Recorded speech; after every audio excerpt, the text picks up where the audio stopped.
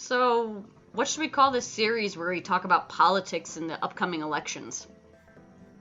I don't know. It's about people in politics. So, what about like punpul? Like Pumpernickel? No, not pumpernickel. What about like walking the line? Fredrick, we're not getting married. I know. Okay. What about something political? What about like Politico? Isn't that already taken? Okay. We're talking about politics. People in politics. Poly talk. Sounds kind of like polyamorous. Yeah, that's not what we're going for here. Yeah. Okay. What about PolitiFact? Isn't that also taken? Yes, it is. Okay. I don't know. What do you got? How about political smack? So, like, about all the crap politicians do to each other, or all the drugs they take, we find out years later, like smack like that? I mean, as in your addiction to politics with your charts and maps and graphs. Yeah, okay, that could work, yeah. Yeah. Yeah. Welcome to Political Smack! So, hello, and welcome to Political Smack, a YouTube series where we talk about politics, and particularly presidential politics right now, because we are soon to be in a presidential election. And today, in our first episode, we're going to talk about some political basics. Yay! So what do we have for basics?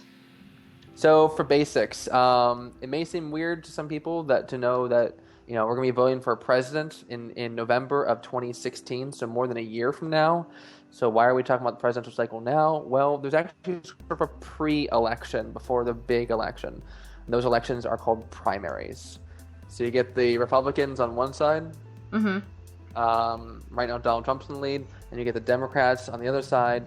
And right now, Hillary Clinton is in the lead. And she's been in politics forever. So two big name candidates. Now, just because someone's in the lead now doesn't mean they're going to win the primary. It just means probably they have name recognition and money. They can get their message out there. So primaries basically decide who the parties are going to support. And whoever wins the primaries, even if they were duking it out with their fellow Republicans, fellow Democrats, once the primaries happen and are set, everyone supports that one candidate to go against the other party. All right, and how does voting for the primary work? Do we have a say in the primaries, or is that just? We have probably more of a say in the primary than even in the general election. So in some places, you go to a voting place, like you register to vote. So that's very important. You go to your local library. It's the easiest place I've always found, or post office, and just say you'd like to register to vote, and they give you a little form.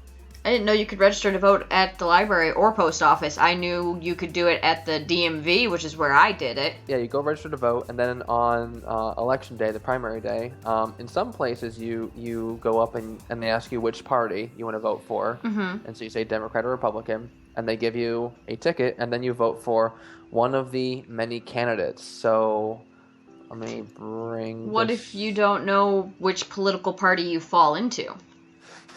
Well, that is a bit of a conundrum. Some states allow you, it's like an open thing, so you can vote for anyone at any party, but most states, they ask you, which party do you want? Do you want Democrat or Republican? Okay, that's kind of stupid to do it like that, because not everyone knows that they're Democratic or Republican. It's true. So I mean, personally, I don't know what political party I fall under at all, because I agree and disagree with both sides for different issues. And that's the biggest problem with our two-party system. They're big tents. They are big tents. And these big tents have to have a lot of different people from different perspectives and views that can agree on some core tenets, very vague core tenets. And I do want to say for this web series, I am a liberal. I'm a progressive liberal. I voted Democrat on pretty much everything I've been voting on since 2004. That said, Anything I do say as far as, what's good or bad in politics, take that with a grain of salt. I will try my best to apply neutrality in a lot of things. But that said, it's going to bleed through. I can't help that. I'm a liberal, and I'm going to put that out there.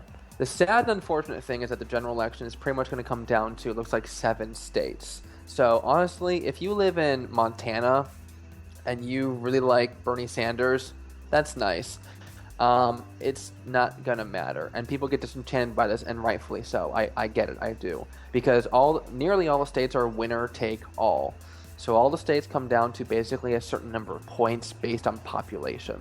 California, which is the most populous state in the republic, it's worth 55 votes. And Wyoming, which is the least populous state in the republic, it's only worth 3 electoral votes, and 3 is actually the minimum. So regardless of your population, you're always going to get at least 3 electoral votes as far as that is concerned.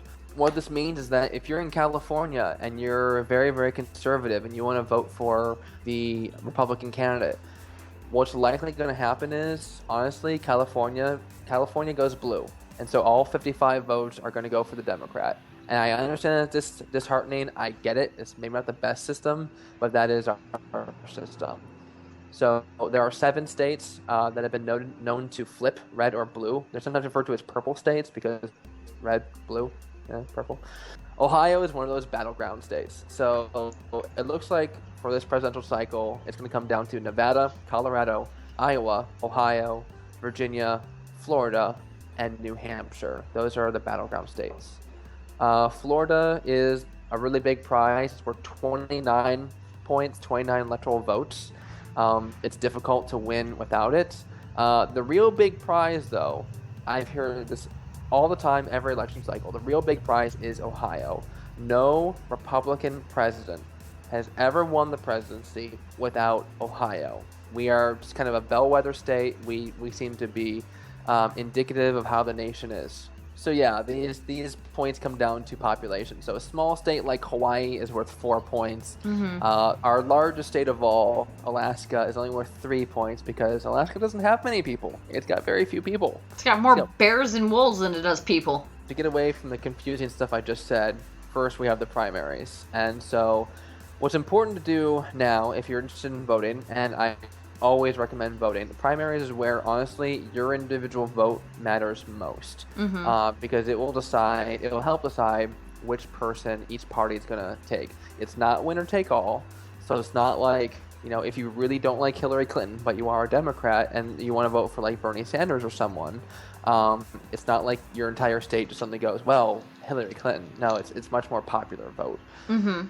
So this is basically a thing where soul searching is required to maybe figure out which party I belong to, and then research. So Republican Party platform, again, this is the Conservative Party.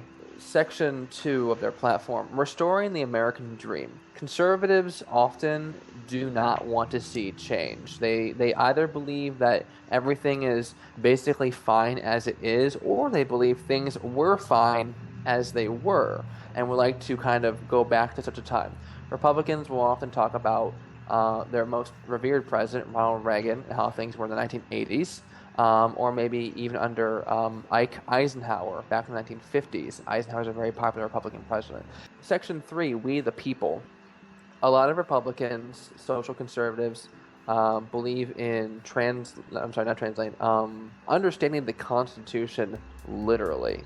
The Constitution is basically the central legal document to our country. Mm-hmm. Whenever the Supreme Court rules on something, they basically refer to the Constitution and they interpret the words of the Constitution and say, okay, this law is valid, we're keeping it, or this law is like out of bounds according to the Constitution. So Republicans would like to basically interpret the Constitution as literal as possible with no generalization. Mm-hmm. Section 4, America's natural resources. Republican Party is probably much more isolationist than the Democratic Party. They would like to see American resources like oil and coal, natural gas, exploited to a maximum amount and rely very, very little on foreign imports. Mm-hmm. There's a bit of misinformation, though, because a lot of people assume that most of our oil comes from the Middle East. Yeah, most of our foreign oil actually comes from Canada. Section 5, reforming government. Okay, the Republican Party espouses that a smaller government is a better government, and they've been saying that for a very, very long time. In theory, in practice, whenever the Republican Party has been in power, government has grown just as much as if a Democratic president was in power, or even more. The military tends to get expanded under a Republican presidency, much more emphasis on defense budget, which is expensive. And we spend more on defense than like the next 10 nations combined, most of which are allies of ours, but you know, we spend a lot on our tanks and our men and our guns, so war is expensive. Renewing American values, Section 6. The Republican Party, by and large, is a Christian party. American exceptionalism, Section 7. In the 1920s, 30s, and 40s, there was an idea out there across the world called nationalism. And nationalism is basically this mentality that your nation is the best at everything. This tends to be a little bit closed-minded to the rest of the world and what the rest of the world can bring to your country. And obviously it does go to extremes, as we saw with World War II. Okay, to the Democratic platform, moving America forward, rebuilding middle-class security. So the Democratic Party, a lot of times focuses on the needs of, well, the needy, the poor, and middle class. Yeah. The Democratic Party would very much like to see more programs, more just things to help the poor, you know, get on with their lives and get out of being poor and in the middle class, help the middle class become mobile and move up in the world. Help them achieve the American dream. Exactly, and studies have shown lately that economic mobility, your ability to be born here and end up here, has slowed significantly. So maybe you might improve, but it's going to be so marginal. It's not going to make a difference. Platform number 2 for the Democrats. America works when everyone plays by the same rules. So we're talking about Wall Street reform, lobbying reform, for campaign finance reform. Campaign finance reform probably isn't going to happen, but that just means more like all the money you get to run for president is on the up and up, so we can see where it's all coming from. But due to other things, that's probably a very unrealistic goal. But Wall Street reform is not unrealistic. It has happened in the past. Wall Street, that famous investment street in downtown New York City, we largely hold responsible for causing our economic collapse in 2008. If you remember 2008 was a very scary time. Lehman Brothers, which was a very big investment bank, actually ceased to exist. And if you know anything about this stuff, when banks disappear, it's bad for everybody. So, unfortunately, some people really screwed us over in the last in 2008. And I'm not saying they broke the law, because by and large, the laws weren't even there for them to break. So we do need to probably make those laws so this doesn't happen again. Number 3, greater together, strengthening America's community, protecting rights and freedoms, ensuring safety and quality of life. So this kind of just goes into a lot of general themes. Whereas the Republican Party is much more about nationalism and how great America is compared to everybody else, Democratic Party realizes that there are strengths all over the world in different communities.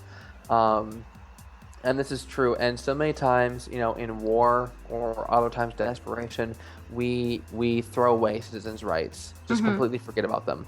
If you know anything about Edward Snowden and the NSA wiretaps, the NSA has pretty much been listening to all of our phone calls and reading all of our texts and reading all of our emails since, you know, 9/11. I may be exaggerating some of that, but I'm really kind of not. They have huge data centers to filter all the information that comes from America's citizens, and if they want to focus on you, they can, and they really don't have any limit to their power. The last platform here, and this one is kind of vague and whatnot, but stronger in the world, safer and more secure at home. It breaks down to lots of things. Ending the war in Iraq, disrupting, dismantling, and defeating Al-Qaeda, which obviously they're the guys that attacked us in 9/11.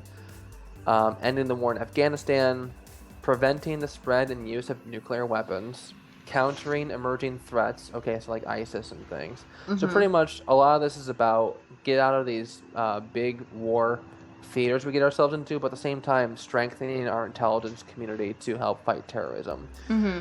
We're basically filming political smack because Fredrick has an addiction to politics, and I don't know much about anything political.